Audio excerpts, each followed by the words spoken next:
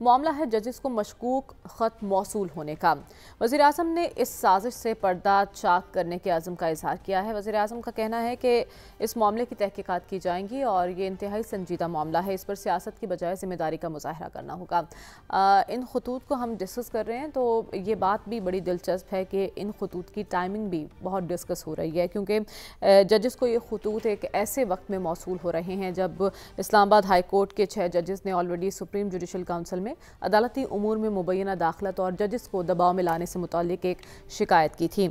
अब पहले से मुबैना दबाव का शिकार अदलिया पर मज़ीद दबाव डालने की साजिश कौन कर रहा है, इसके पीछे कौन है और जो खतूत लिखे जा रहे हैं इनके मकासद क्या हैं, इस पर आज हम बात करेंगे।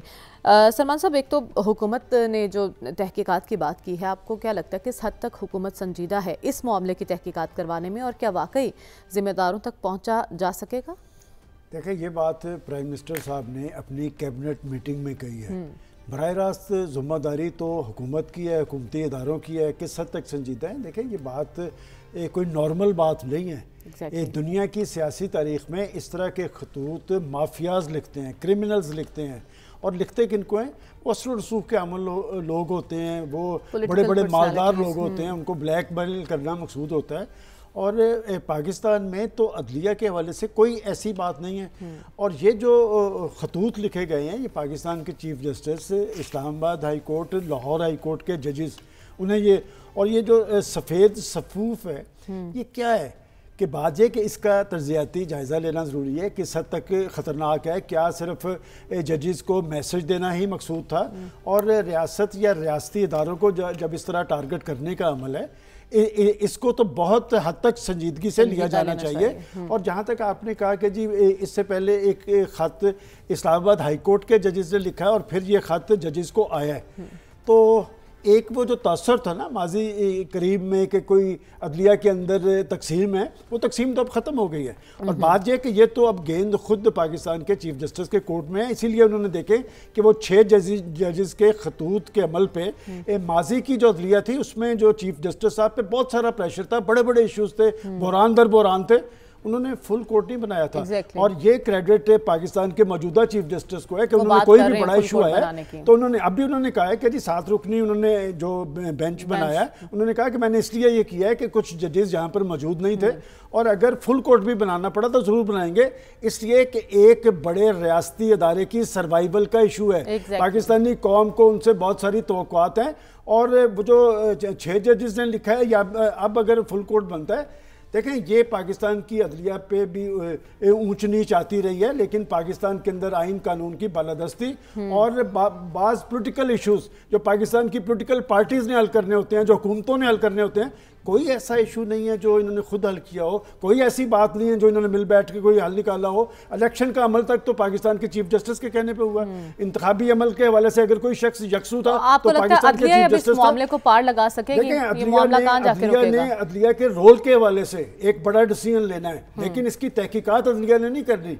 ये गेंद है पाकिस्तान की हुकूमत की कोर्ट में। और अगर प्राइम मिनिस्टर साहब ये कह रहे हैं, और उन्हें ये भी सोचना चाहिए कि आज अगर अदलिया किसी हवाले से कमजोर होती है तो को उन्हें भुगतना पड़ेगा। माजी के अंदर इन्हीं अदलिया से इनको रिलीफ मिला है और आने वाले वक्त में दीगर सियासतदानों को भी रिलीफ मिलेगा और इनकी आखिरी रिलीफ अदलिया से मुंसलिक होती है। और जिन मुआशरों के अंदर अदलिया कमजोर हो जाती है वो मुआशरे ज्यादा देर तक के कायम नहीं रहते। मैं समझता हूँ कि हुकूमत को अपनी पूरी जिम्मेदारी अदा करनी चाहिए और रियासती इदारों को इस हवाले से जवाबदेह बनाना चाहिए कि आखिर कौन सा ऐसा माइंड सेट है जो पाकिस्तान की अदलिया को टारगेट ठीक है। हुकूमत तो कह रही है हमें जिम्मेदारी का मुजाहरा करना है इस मामले पर, लेकिन ये भी कहा जा रहा है कि दूध का दूध और पानी का पानी होगा। इरशाद भट्टी साहब, क्या लगता है आपको इस मामले में दूध का दूध और पानी का पानी हो सकेगा? क्या खूबसूरत जुमला है मरियम के दूध का दूध और पानी का पानी। आजकल तो कोई ऐसा दूध कहीं से मिले तो मुझे बता दीजिए जिसमें पानी ना हो। और अब तो लोग दूध में पानी नहीं डालते, पानी में दूध डालते हैं। एग्जैक्टली। आपको चूंकि शेर बड़े पसंद हैं तो शेर सुनिए साजिश पे। साजिश से पर्दा चाक आपने कहा था। फलक पे कोई साजिश हो रही है, समंदर पर ही बारिश हो रही है। हटाए जा रहे हैं काम के लोग, निकम्मों पर नवाजिश हो रही है। बुराई चल रही है पीठ पीछे, मगर मुंह पर सताइश हो रही है। مشکوک خط، زہریلے خط اور مشکوک مینڈیٹ والی حکومت تحقیقات کرے گی ان زہریلے خطوں کی۔ زہریلے خطوط کہاں سے آئے، کس نے بھجوائے، مطلب کہاں سے آئے یہ جھمکے، کس نے پہنائے یہ جھمکے؟ پھر کون کرے گا تحقیقات؟ بھٹی صاحب پھر کس نے کرنی ہے؟ آپ بتائیں نا۔ میں نے کب کہا ہے کہ حکومت نہ کرے؟ میں کوئی معذرت چاہتا ہوں اگر اس آپ کو مجھ سے یہ تاثر ملا ہے کہ میں حکومت پر کوئی عدم اعتماد کر رہا ہوں۔ اچھا، میں تو کہتا ہوں حکومت ہی کرے۔ کون کہتا ہے کہ حکومت نہ کرے؟ ہم اس جگہ پر پہنچ گئے ہیں، اس مقام پر ہیں جہاں ہر کوئی زہر اگل رہا ہے۔ لیکن ایک بات مجھے ضرور کرنی ہے کہ ذمہ داری کا یہ جو مشکوک خطوط ہیں، زہریلے خطوط ہیں، یہ سب کچھ نہیں ہوتا کہ کوئی ادارہ ہی کر رہا ہو، سب کچھ یہ نہیں ہوتا کہ کوئی ایجنسی کر رہی ہو۔ اور اس وقت جب ججز نے 6 ججز نے 75 سالہ تاریخ میں، یہ ایک بڑا انوکھا واقعہ ہے کہ 6 ججز نے خط لکھا سپریم کورٹ کو کہ ہم غیر محفوظ ہیں، ہمارے گھر غیر محفوظ ہیں، ہمارا خاندان غیر محفوظ ہے۔ اس وقت مجھے نہیں لگتا کہ کوئی ایجنسی اب ان کو مشکوک خط بھی بھجوا دے گی، زہریلے خط بھی بھجوا دے گی، ایسا نہیں ہے۔ یہ کوئی شرارت بھی ہو سکتی ہے، کسی اور فریق کا کوئی ایک اس آگ پر تیل ڈالنا بھی ہو سکتا ہے۔ مقصد کیا ہو سکتا ہے اس شرارت کا؟ مقصد کیا ہو سکتا ہے بھٹی صاحب؟ اس شرارت کا مقصد، اس سازش کا مقصد کیا ہو سکتا ہے؟ اس کا یہ ہو سکتا ہے کہ پہلے دیکھیے نا اس وقت کیا ہے، ہو کیا رہا ہے اس وقت ہے کہ یہ خط چارج شیٹ ہے چیف جسٹس عامر فاروق کے خلاف، جن کو 6 مرتبہ ان ججز نے کہا کہ آپ اس معاملے کا کوئی حل نکالیں، لیکن انہوں نے نہیں نکالا۔ یہ سپریم کورٹ کے خلاف چارج شیٹ ہے، جن کے پاس گئی عمر عطا بندیال، منیب جسٹس منیب اختر، جسٹس جاز الحسن، جسٹس فائز عیسیٰ قاضی، لیکن کچھ نہ ہوا۔ اور پھر چیف جسٹس نے اس کو مس ہینڈل کیا۔ جو حکومت فریق تھی، بینیفیشری تھی، اس خط میں ایک طرح سے ملزم تھی، اس کے پاس چلے گئے کہ آپ انکوائری کمیشن بنائیں۔ وہ تو تصدق جیلانی صاحب کا شکریہ کہ وہ ہٹ گئے اور یہ معاملہ سپریم کورٹ حل کر رہی ہے۔ عدلیہ کا معاملہ تھا، عدلیہ کو ہی حل کرنا چاہیے تھا۔ اب یہ ہے کہ سازش کوئی شرارت ہو سکتی ہے، میرا تو خیال ہے کوئی شرارت ہے، اس کی تحقیق ہونی چاہیے، مگر اتنا سیریس نہیں لینا چاہیے۔ سیریس وہ 6 ججوں کا خط ہے، ان کو لینا چاہیے۔ ٹھیک ہے، ان خطوط کو آپ کہہ رہے ہیں اتنا سنجیدہ نہیں لینا چاہیے، کیا واقعی ڈاکٹر صاحب نہیں لینا چاہیے ان خطوط کو اتنا سنجیدہ؟ کون بھیج رہا ہے یہ خط؟ کیا مقاصد ہیں اس کے پیچھے؟ آج سے چند سال پہلے امریکہ میں بھی اسی طرح خطوط سینئر آفیشلز کو گئے تھے جس میں اینتھریکس ہوا کرتا تھا، اور وہ بھی اس کو معلوم نہیں کر سکے کس نے بھیجے تھے۔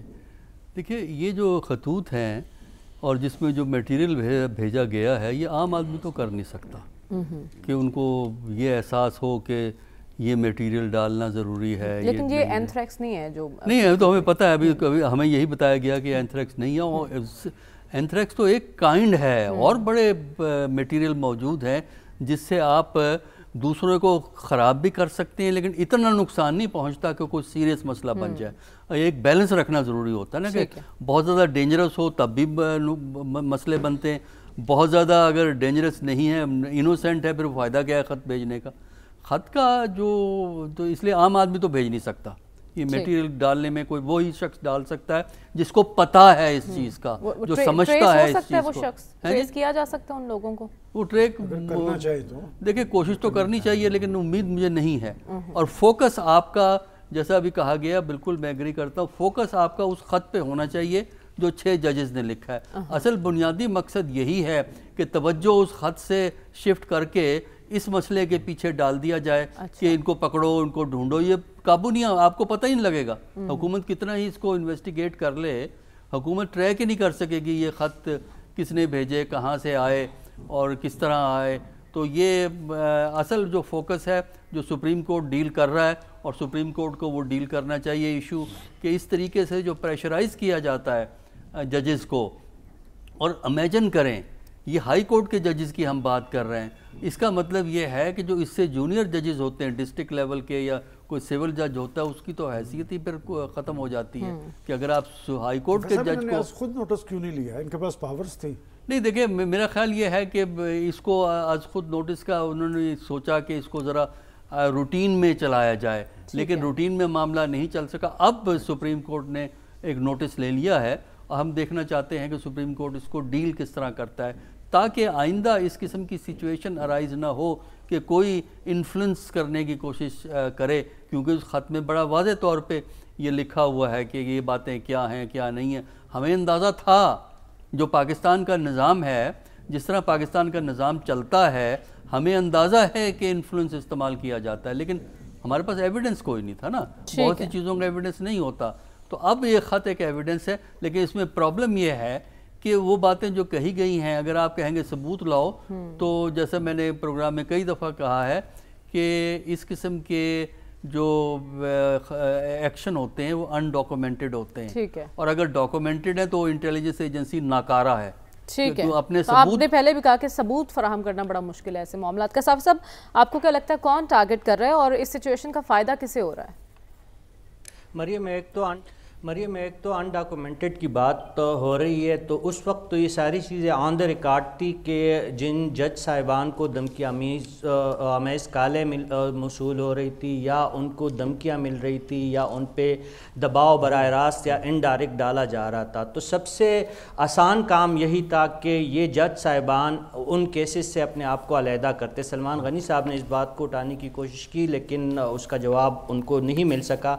या उसके बाद तौहीन अदालत की अगर कार्रवाई, अगर थोड़े से जुर्रत का मुजाहरा किया जाता, तो इतने बड़े पापड़ इनको आज नहीं बेलने पड़ते कि सुप्रीम कोर्ट, कभी फुल कोर्ट की बात हो रही है, जो सुप्रीम कोर्ट आला सतह पे सोमोटो के तहत तहकीकात भी कर रही है, यानी उस केस की सुनवाई कर रही है। जो हुकूमत ने कमेटी बनाई, जिलानी साहब ने खुद ही माजरत कर ली।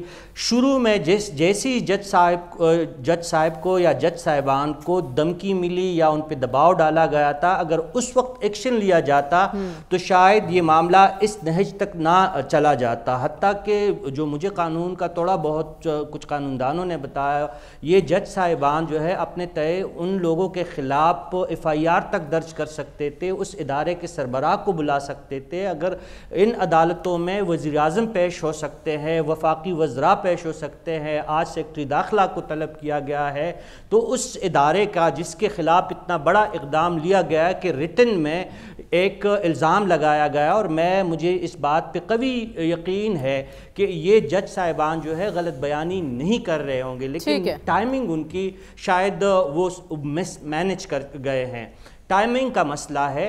अब अगर उस वक्त करते तो शायद इनको जल्द इंसाफ मिलता, और जो अभाम की कैफियत है वो इतनी ज़्यादा गुंजलक ना होती। अब देखिए, हमारी सोसाइटी में वैसी भी हमारा सोसाइटी का मसला क्या है, ये इतना जहर आलूद हो चुका है कि जहर आलूद ख़त या हार्पिक मिला खुराक जो है वो छोटी बातें रह गई है। हम झूठ इस कदर दीदा दिलेरी से बोलते हैं, ना सिर्फ इनफरादी सतह पे बल्कि हम जुमाती सतह पे, इदारजाती सतह पे, हुकूमती सतह पे इस कदर बड़े बड़े झूठ इतने आसानी से बोलते हैं कि उसको हमें कोई परवाह ही नहीं होती। और अवामी सतह पे हमारी बदकिस्मती ये है कि उसी झूठ को तस्लीम किया जाता है, दुरुस्त ख्याल किया जाता है। आज ही देखे जो बुशरा बीबी का मुकदमा है, या जो उनके हस्बैंड ने जो इल्ज़ामात लगाए थे कि उनको 3 कतरे हार्पिक के पिलाए गए, उनका अपना डॉक्टर कह रहा है कि उनको कोई हार्पिक पिलाने के कोई शवाहिद अभी तक ना मिले। अल्लाह ना करे कि उनको हार्पिक जैसी जहरीली चीज़ खिलाई गई हो। लेकिन मेरा जो कहने का मतलब, जो मैं कहना चाह रहा हूँ कि ये जो इल्ज़ामात है इसकी जब तक तहकीकात नहीं होती तब तक हमें दूध में पानी, दूध में हार्पिक, दूध में जहर तलाश करने की बजाय हमें सुप्रीम कोर्ट पे एतमाद रखना चाहिए, क्योंकि ये जजों का मामला है। हाई कोर्ट के जजों ने अगर इस मामले की तहकीकात होनी चाहिए, और दिलचस्प बात यह है कि इंसाफ देने वाले खुद इंसाफ के मुंतज़िर हैं। देखते हैं इन्हें इंसाफ कब मिलता है।